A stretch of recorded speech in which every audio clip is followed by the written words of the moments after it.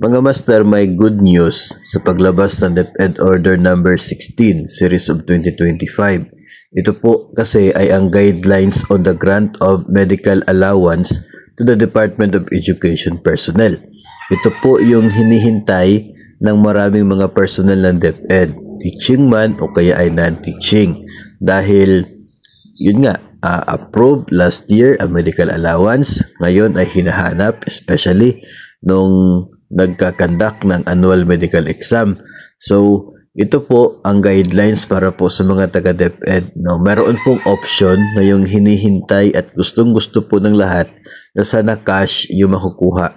So, hindi po siya automatic na cash yung ibibigay. Meron pong mga guidelines pa rin para cash yung makukuha. Ito pong option ay granted for those na kanila pong localities are identified as ito pong geographically isolated na areas as certified with the head of agency, or para po sa atin ay sa ating po mga SDS.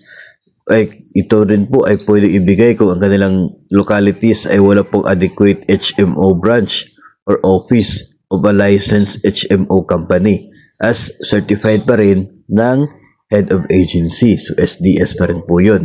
O kaya ay yung mga nag-apply ng HMO pero denied by HMO company. So, pwede po sila na cash yung kanila po makukuha dito po sa medical allowance. So, meron pong forms yan, pero pong requirements na dapat po i-comply bago po mabibigyan dito po sa cash na medical allowance. So, ayun po dito, nakafocus tayo sa episode na ito doon po sa cash kasi yun po yung hinihintay. Gusto po ng karamihan.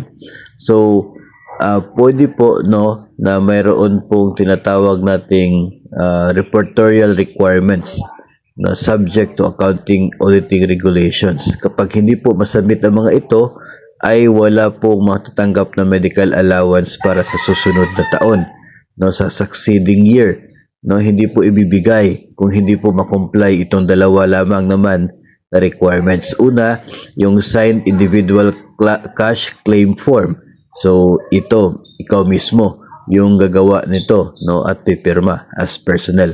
At pangalawa, yung certification na ikaw ay either nandoon sa geographically isolated area, kaya ay walang HMO office sa inyong pong locality, o kaya ay nag-apply ka pero na-deny.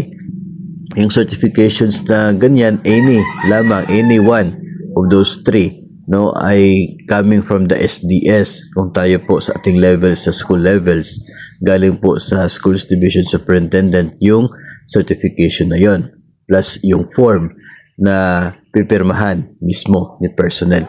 So yung dalawa lang naman, kapag na-comply po yun, ay pwede pa rin naman makatanggap ng cash sa medical allowance on the following year. So yun nga lamang ay kung ang lugar ba ninyo ay to be identified o bahagi ba ng geographically isolated area, o kaya ay walang HMO, o kaya ay kayo nag-apply pero hindi po kayo tinanggap ng HMO company. So kung yun po ay applicable sa inyo, so pwede po kayong makatanggap ng cash. Hintayin na lamang po yung magiging instructions coming from your different division offices. For sure, meron yang mga ipapakalat na mga forms, kung saan pwede kayong maglista kung ano po doon sa mga options. Kasi tatlo po, ito meron po silang group. Ito ay parang siguro yung DepEd yung nagkuha ng isang group na HMO package. Meron po din po yung individual para sa mga mayroon ng existing HMO package.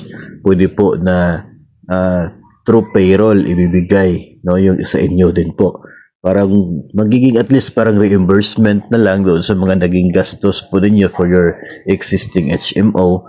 At para naman po sa dito, sa walang HMO kasi malayo, o kaya ay walang HMO office, o kaya ay hindi tinanggap, pwede po na cash yung kanila po makukuha. So, para po sa atin ngayon ay let's just wait for the instructions from your division office regarding po dito para po sa pag-process at pag-release ng medical allowance.